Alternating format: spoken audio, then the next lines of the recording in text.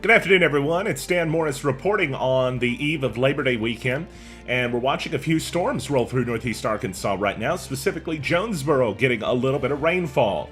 And it almost made me feel like a liar because I was getting ready to show you a forecast that didn't really have much rain chance in it for today. But the truth is, if you zoom out on the radar, there's not a lot of rainfall showing up on the radar, except for what's in Jonesboro right now. So we're going to tell you all about your Labor Day weekend forecast coming up in just a second. We're also going to be talking about some of the news of the day, so show you some incredible video from yesterday that's gone nationwide, actually international. I had a Japanese news outlet reaching out to me today asking for rights to it, and I'm going to show you that video next on NEA Report as we begin the news for Friday, rolling in to Labor Day weekend.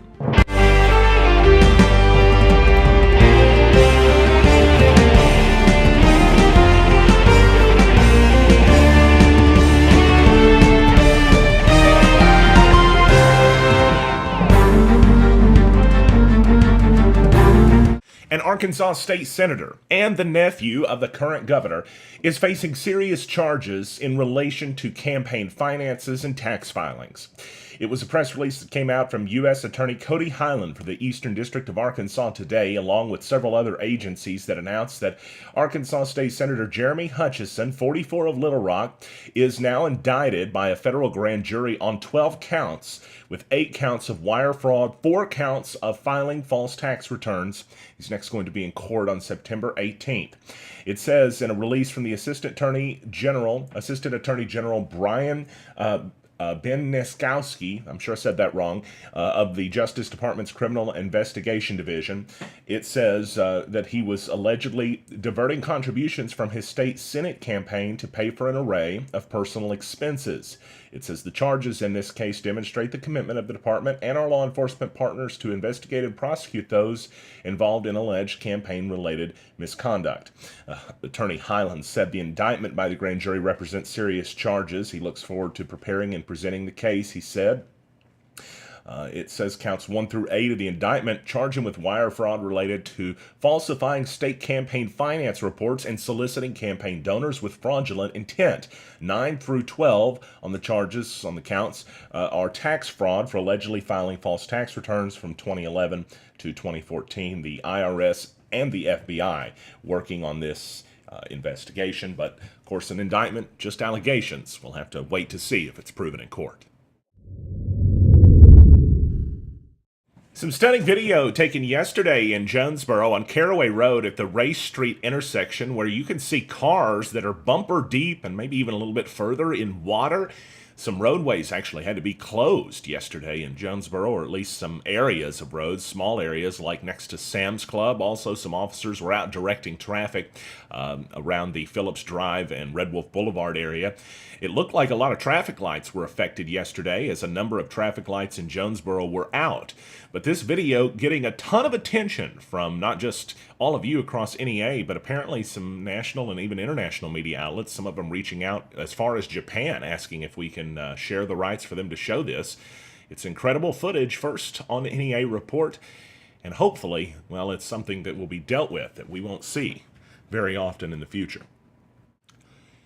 NEA Report wants to know what you think, and we ask if you thought that the flooding in Jonesboro was getting better or getting worse. Well, at about 130 votes, at least at what time we're looking at this right now, it looks like most of you think it's getting worse. 92% actually voting that way. But you could still vote. Maybe we can turn the tide in the election. Remember, a lot of folks think polls don't mean anything. Drive sober or get pulled over, and it could happen tonight. Jonesboro Police Department participating in the statewide campaign that's going to be in full effect this Labor Day weekend, and Jonesboro is going to see sobriety checkpoints today. We don't know exactly when or where they're going to be, but there's a pretty good chance they're going to be all throughout the evening hours at various places in town. So the point is, don't drink and drive, and you're going to be okay. The breath alcohol testing mobile, the Batmobile, is going to be on hand to assist officers, but the idea is that it's not to catch people, it's to prevent people from drinking and driving, and that's why we're getting the word out today. Family Medical Clinic of Walnut Ridge and Bono are your neighborhood healthcare providers, and we're now accepting new patients. We know you have a tight schedule, so we're here 6 days a week at both locations from 6 a.m. to 7 p.m. Walk-ins are welcome. In Walnut Ridge, stop by 1045 West Main Street or call us to make an appointment, 886-8300. In Bono, we're on Highway 63 North or call 930-9990. Walnut Ridge Family Medical Clinic and Bono Family Medical Clinic, here for you when you need us. From the home of the $49 iPhone screen repair, it's your New Wave Wireless forecast for your Labor Day holiday weekend. You've got chances for showers that show up in the afternoon hours of really today, tomorrow, and Sunday too, but they're very slight chances, just 20%. That's why you don't really see them up there on the screen. It should be a partly sunny day with a few clouds out there, but the sunshine coming around sometimes too. The high is going to be right around 88 degrees for the next 3 days. In fact, for the next 5 days, for that matter, 89, 88, or whatnot. It's really a forecast that's almost exactly the same every single day, temperature-wise, for the next several days. The good news is, though, on Labor Day, no rain chances in the forecast right now, according to the National Weather Service, so you should stay dry. If you've got plans to grill or do whatever you're doing outside, hey, if you're grilling some steaks, bring them on over to my place. It's 83 degrees with a few clouds out there in Jonesboro right now. Thankfully, no flooding today. This week, America said goodbye to two amazing people that have made an immeasurable impact in our society, and I want to talk about them for just a moment before we wrap up our week here. John McCain was born on August 29th, 1936. It was August 25th, 2018 that he passed away. He was previously in the House of Representatives before he served as a senator, of course, from 1987 until 2018, a long, long time. He was also the nominee for President of the United States in 2008, and he lost that election to Barack Obama, who became a two-term president following. Before all of that, John McCain graduated from the United States Naval Academy, 1958. He was commissioned into the U.S. Navy and was an aviator, flew ground attack aircraft from carriers. And during the Vietnam War, he was almost killed in 1967. While on a bombing mission during Operation Rolling Thunder, in October of 1967 over Hanoi, he was shot down, seriously injured, and captured by the North Vietnamese. Until 1973, 6 years, he was tortured, and he was a prisoner of war. But he refused an out-of-sequence repatriation offer.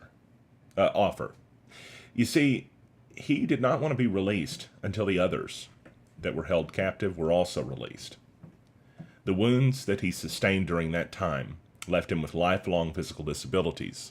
You could probably often see Senator McCain, who would struggle to lift his arms above his chest line or so. But Senator McCain, while he was generally considered a conservative, was also touted as being a maverick, because he's not just a political, ideologue. Senator McCain had his own views. He realized that one party is never going to be right 100% of the time, so to stick with one party 100% of the time guarantees one will make mistakes. But because Senator McCain, he had that kind of courage. Even in his dying days, he was disrespected. And even in his death, he's been disrespected by many on the internet who believe in conspiracy theories, deep state, and generally speaking, nonsense. These are people that don't know how to research, that aren't good at reading, and probably just don't read much past the headlines. And generally speaking, if you look into their profiles and you go down their page, the people that have been insulting the now late senator were nothing short of disgusting people. And the reason is because that whether you agree or disagree politically with someone, when an American hero who served his country, and who many of us, myself included, voted for, when that American hero passes away, it's not the time to talk about his disagreements that we all had with him politically, or the moments that we did not like from him. It's not time to attack him because he attacked our beloved president who was on a reality show. It's time to show respect. Something that's been difficult, by the way, for many including at the top. But today we want to show respect to Senator John McCain because despite where he may have made decisions, some of which we appreciated and some of which we completely disagreed with, Senator McCain served his country, and he did his best, and we think that he did it to the best that he possibly could, or that he knew how. Thank you for your service.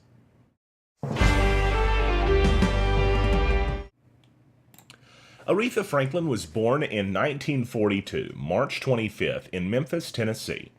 At age 18, she embarked on her career recording for Columbia Records.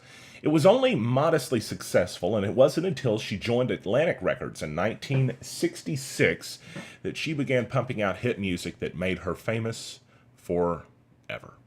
Songs like Respect, Chain of Fools, Think, A Natural Woman, and more. Songs propelled her past musical success and into a legendary status. By the end of the 60s, she was known as the Queen of Soul. She continued making music for many, many years, of course, performing. In fact, she recorded 112 charted singles on the Billboard list, 77 Hot 100 entries, 100 plus R&B entries, and more. A lot of music that she did across her career. But it was a lot of inspiration that she made as well, like in the civil rights movement. Because music wasn't just about enjoyment or passing the time in the car, just as it isn't now. It wasn't then. It was about inspiring people to do what's right and to make better decisions and better choices, such as treating people, black people, just as they would treat any others. It was an issue that many still had, and many still have to this day, unfortunately. But Franklin was a strong supporter of civil rights. She provided money for civil rights groups, covering payroll at times, performed at benefits and protest. When Angela Davis was jailed in 1970, she told press she must go free. Black people will be free. I've been locked up for disturbing the peace in Detroit, and I know you've got to disturb the peace when you can't get no peace. Jail is hell to be in.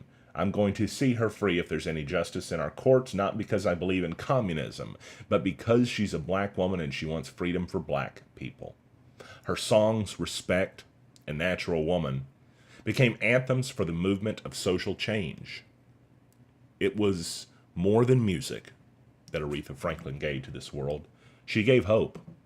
And she wasn't just a supporter of African American protesters' rights. She was also a strong supporter of Native American rights. She supported indigenous people's struggles quietly worldwide. Numerous movements supporting Native American and First Nation cultural rights. Aretha Franklin was considered the Queen of Soul.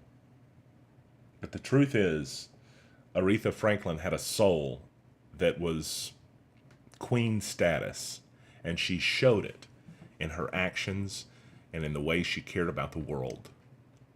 And she wasn't far from where we're at. So if you think you can't do something good for others and you can't inspire good things, it's never too late to turn around. Thank you, Aretha.